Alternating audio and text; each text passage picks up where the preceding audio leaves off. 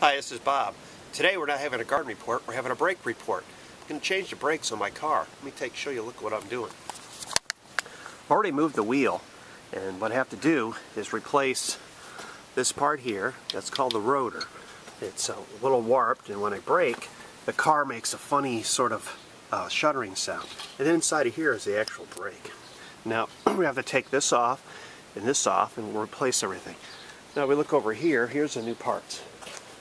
These are the rotors. You see the big, thick hunks of steel. That's what the car actually brakes on. There's two, one for each side. Here's the brake pads. These are the pads that we use. Now these pads, when installed, will stop the car. So they will clamp onto the side and actually brake the car. So these press onto the rotor. And what happens is, these edges wear out.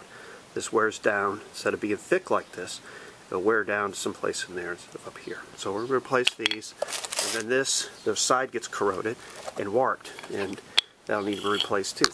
So we'll see. Now I have the caliper off. That's this big part up here. I took that off. Took the brake pads out of it.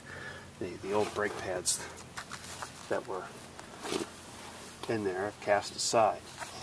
The new pads will go in there. So, but next thing to do is take this bracket off so I can get to the rotor. Now these nuts back here, that one I got loose, but this one's particularly tight. And I can't get it off with this wrench. The handle's just not long enough. So what I'm going to do is take this this pipe, it's about 18 inches long.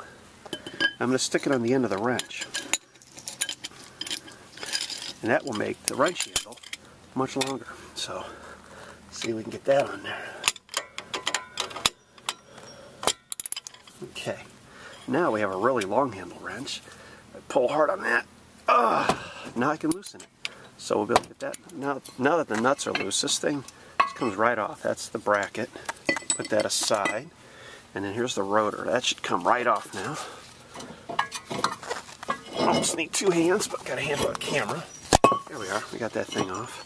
And there it is. You can see that's the side of it. And then here's the part where the brake hits. The brake clamps down on here. And this is kind of warped, so when the car stops, the car kind of shakes. So that's why we're replacing it. Now I've checked to see that the old one and the new one were the same size, so the same diameter.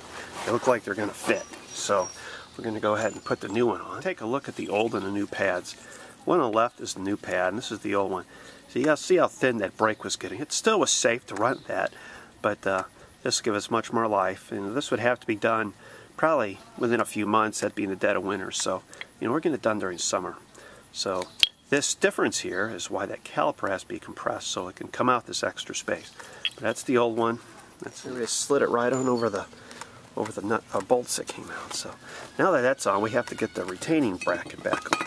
I was able to get the bracket back on and just put the nuts back on, getting those in there. And what I've done is attach the pipe just to make sure he's really snug, because we do not want the brackets, which hold the brakes on, coming off at any time. So I'll need the pipe to get them off again, but that's quite alright. Next thing we're going to do is put the brake pads on.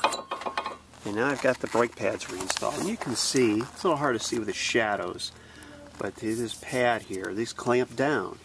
And this is what actually stops the car, as the wheels attached to this. Now up here is the caliper. Now the thing with this is a piston that's sticking out. This has to get pushed back in, and you'd get too weak to push that in. Nobody can push that back in. It's very, very strong. What we're going to do is get a clamp and push that back in, so that this part here will fit over. Okay. We put an old brake pad on here. That's what we're going to use to hook the clamp to. And here's that piston that's coming out. You can see we have a clamp on it. So what we'll do is we'll slowly tighten this. And as we tighten this, you can see that piston is starting to retract back into the cylinder. So we do that very slowly, because we don't want anything to overflow back in the brake reservoir or the rip or tear here. We just want to make sure that it's retracting cleanly and neatly, but we just kind of do that slowly. Nothing real fast. I see that little bubble popped out. So we're going to pull that back out and make sure that reseats. Alright, you can see here's the new rotors installed. New brake pads are in. Caliper is reinstalled.